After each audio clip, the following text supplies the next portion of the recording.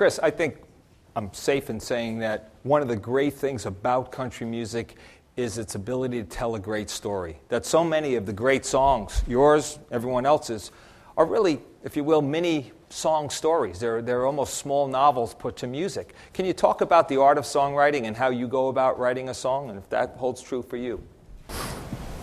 Well, I was thinking while Lyle was talking about it, my parents' reaction to my idea of being a songwriter. And my mother disowned me and said nobody over the age of 14 listens to that, and if they did, it wouldn't be any better than we wanted. She said a few bad things about Johnny Cash and Hank Williams. And the one thing that I learned by following through and being a songwriter, which took me years as a janitor in the recording studios and other things, was that the best thing I ever did was to follow my heart, which is where the writing was. And if you admire other people's writing and singing, you can learn from them. And I would recommend that you do follow your heart, because it's been nothing but the best for me. I started to say I'm 85, but I'm really only 75. Ever since I went to do what I had to do, it's been a great life. And I would recommend following your heart. You don't need to be a songwriter. But songwriters have a wonderful life. You can express your feelings, and you can move the emotions of other people. I would recommend it. Kris, tell me about the creative process. Every songwriter, of course, has a different way of writing songs. Some get an idea, they write it down. They wake up in the middle of the night, they might write it down. Others feel like it's a 9-to-5 job. They wake up and they sit at a piano or guitar and they work for 3 hours, take a break for lunch. How do you do it? I have to say it's not as disciplined as it could be.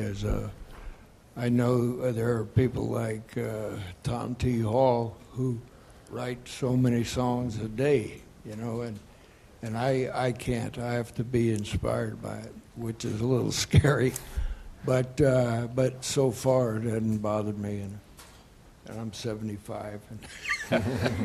You've heard a couple, yeah. No, it's but the thing is, it's the love of doing it that keeps you going. Being an African American and being in country music, there aren't a whole lot that have, Charlie Pride, you think of a couple of others, and you've been breaking ground, #1 hits.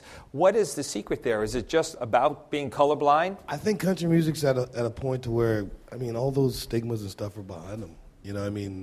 For me, it was all about the music. It was never, my color, this color of my skin was never a problem in what I was doing. People were just, the music's good, they were going to play it. If it wasn't, they weren't, and that was really cool for me. And you got to think, as a kid, for me, listening to Al Green songs, and one day I'm 12 and I decide that I want to be a songwriter, so I start reading songwriters, and I'm looking at an Al Green song, and my favorite Al Green song, Chris wrote. And you freak out because I know this country songwriter wrote this song that's just great R&B song, but that's a great song. A great song can be played in any genre and be good. That's right, right. And the soul doesn't really depend on your color or your background. Ray Charles is one of the best country singers that there ever was, and so was George Jones. And George is just an old Southern boy, and Hank Williams, and it's really if it moves your soul and your heart, and that's what you have to do, then do it. And if it doesn't, don't. At this point, I'm going to open it up and let's see if any of the students have some questions for you. Please raise your hand and stand up if you have a question. Tell us who you are and what school you're from, and I'll acknowledge you. We'll ask a question. Would you like to start, ma'am? Yeah. My name is Hope Olson. I'm from Woodrow Wilson Senior High School, and I was wondering what specifically influenced you guys to become. I was wondering what specifically influenced you guys to become country artists instead of jazz or hip hop or something. What specifically influenced you guys? Good question. For me, it was listening to music. I mean, there was a moment when I was a kid, I listened to everything, and then I got into high school and I discovered Lyle, and I discovered Foster and Lloyd, and Newgrass Revival, and Dwight Yoakam, and for me, it was those bands. I wanted to sound like they did. That's why I did it. It's true. I didn't get any encouragement from it. The first job I got actually singing was when I was a janitor at Columbia, and a guy had a job at a nightclub in town that he wanted to go record that night instead, so he asked me to fill in, and after I finished one song, the owner of the club came up to me and said, "How long you been doing that?" I said, "About 15 minutes maybe." He says, "No, I mean in your life." And he fired me on the spot. So you have to be determined. But when I sing later, you'll understand why he wasn't crazy about me. I've always been drawn to country music because of the narrative quality in country songs, because the songs tell a story traditionally, and great songs that Kris has written, like Me and Bobby McGee, you imagine yourself in that truck hitching a ride, and a great narrative, great stories inspire you to your own stories, to imagine your own stories, and I think that's what's so powerful about country music. My name is Devin Rivera, and I'm also from Woodrow Wilson High School, and I'm also an artist. And as an artist, have you ever been like artist block, meaning you've been stuck at a song, and if you have, how did you solve that problem? Writer's block. Yeah. I had it, and what I was writing a song and I couldn't finish it, and what I did was I just stopped writing it. I went on to the next song. Easy enough. Kris?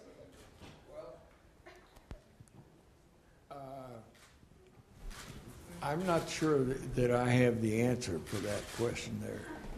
Well, you were asking what happens when you have a block? Yeah, Writer's block. Writer's block? Yeah.